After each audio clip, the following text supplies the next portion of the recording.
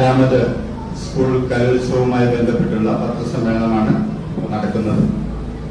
ഏഷ്യയിലെ ഏറ്റവും വലിയ കലാമാമാങ്കം എന്ന കേരള സ്കൂൾ കലോത്സവത്തിന്റെ കോഴിക്കോട് റവന്യൂ ജില്ലാ സ്കൂൾ കലോത്സവം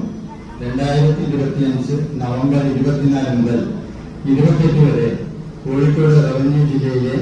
വടകര വിദ്യാഭ്യാസ ജില്ലയിൽ ഉൾപ്പെട്ട കൊയിലാണ്ടി ഉപജില്ലയിലെ സ്പോർട്സ് കൗൺസിൽ സ്റ്റേഡിയം പ്രധാന വേദിയായി GVHSS കൊയിലാണ്ടി ഉൾപ്പെടെ 22 വേദികളിലും 23 ക്ലാസ് മുറികളിലുമായി നടക്കുകയാണ്.